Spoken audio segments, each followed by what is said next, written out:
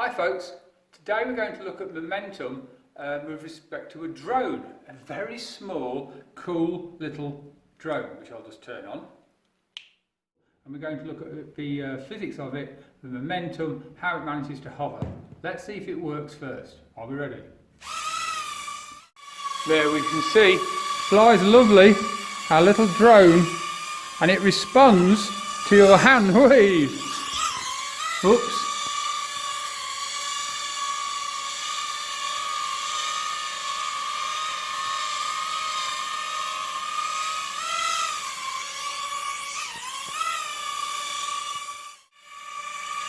There we can see hovering quite nicely, and it's off.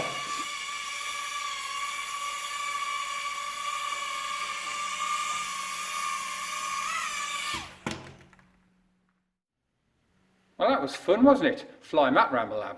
Now then, what we need to do is do the physics of how it flies, particularly when it hovers. If you think about it, there's a force pulling it down, which of course is its weight, which we can measure, certainly measure its mass.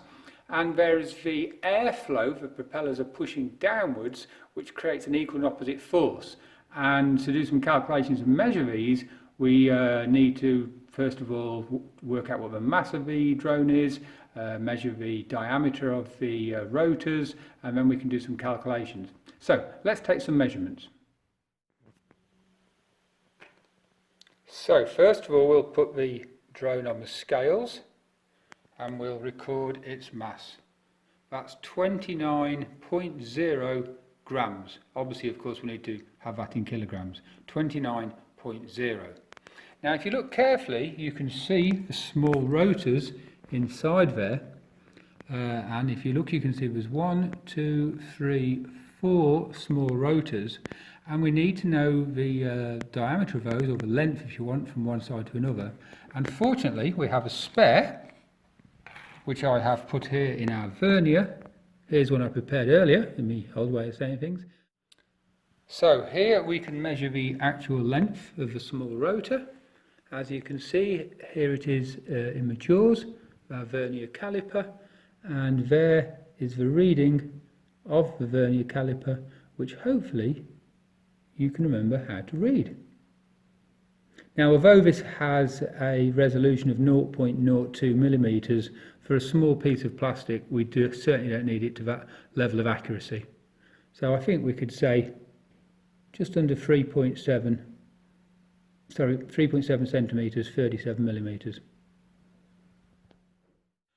Okay, folks, it's calculation time. So we need to look at the physics of how the drone manages to hover there in the middle of my lap.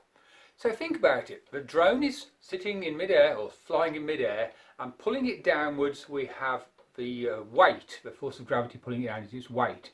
We know its mass, 29.0 grams, so we can work out what the weight is.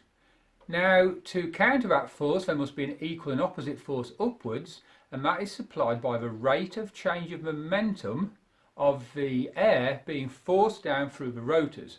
Now, there's 4 rotors, so we can consider 4 little columns of air being pushed downwards like this. 4 little columns of air rushing down through those rotors. And the rate of change of momentum of that air must equal, because that obviously supplies a force, that must equal the force of the weight. So, we've got the data. The length of the little rotors you saw in the video was just under 37 millimeters. If you tried to read the vernier correctly, as you should have done, it's 36.9 millimeters, I think we could say. We're not going to go to the hundredths because that would be daft with a small piece of plastic. So we have the length of the rotor. We've got the mass of the drone, which is 29.0 grams. And with that data, we can work out what the minimum velocity of the air must be through those rotors in order for it to hover as it is. The only other bit of information you need is the density of the air, which actually is about 1.225 kilograms per meters cubed. So with all that information, you can now calculate what is the minimum velocity through the rotors of the air in order for it to hover as it does. So off you go, have fun.